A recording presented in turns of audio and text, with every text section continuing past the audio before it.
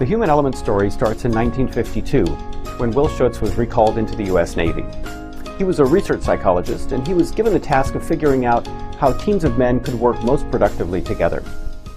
His research focused on groups who worked on ships, and their job was to analyze information and make decisions and issue orders under pressure.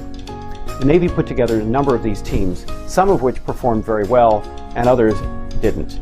What he found was that there were two things necessary for groups to be maximally productive. First, everybody had to have technical competence. And second, people had to work well together, something he called compatibility, and he defined that through his research. He published his findings in 1958, along with the theory that he had created to measure this phenomenon called FIRO. His main finding was something called the CP effect, which simply said that the more compatible a group was, the better they worked together, the more productive they were. That was a really helpful finding, because before the research, the Navy put together teams and 50% of them were productive. But after using this method, 75% of them were productive. He spent the next 20 years researching his theory and continuing to work on it. And what he found was it was pretty good. It measured behavior accurately about 75% of the time, which is a high number for a psychometric instrument. But he wasn't satisfied. It bothered him. What was the other 25%? And why is it that some people who seemed to be compatible still didn't work very well together? So this led him to explore. And he explored the functioning of feelings, the functioning of the mind, the body, the interaction among all of these things to figure out, well, how do people fully achieve their potential? How do they really solve problems and work better together? And the thing that he took from all of this exploration was the central idea that actually transformation happens from the inside out. It's not something that is imposed upon us. And so he set about creating a program or an approach that was integrated and holistic that would help people solve problems and achieve their potential. And what he did is he took all of his learning and he distilled it to the three essential principles that he had discovered and used that. The first was truth, the idea that each of us can solve problems by speaking our own personal truth. The second was the notion of choice.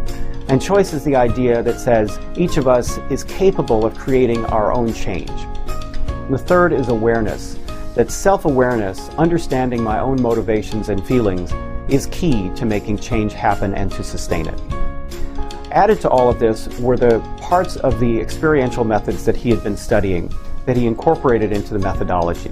Methods for self-perception, imagery or visualization, which helps us uncover our unconscious motivations, feedback, which helps people understand themselves better and solve problems with others, and structured experiences, which are physical activities that help people become more aware of their own behavior and motivations, especially when it doesn't match the way they think of themselves.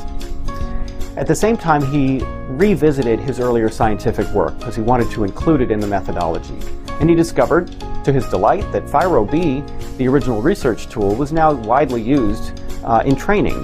But at the same time, he was uneasy because he had never intended it for training, and for that reason had never written an interpretive guide to it, and was not happy about the way that it was used in training or the way that it was interpreted. So he updated the instrument and the theory on which it was based, FIRO Theory, and created Element B, which was specifically used for training, and the successor to FIRO-B. In addition, based on the revised theory, he created a series of FIRO-based instruments, including Element F for feelings and Element S for self-concept. All of these instruments and the revised theory were incorporated into the approach. And the result was the human element, an integrated solution to the human issues in organizations. In other words, a way to help us work better together. The goals of the human element are to solve organizational problems and to maximize the potential of individuals, teams, and organizations.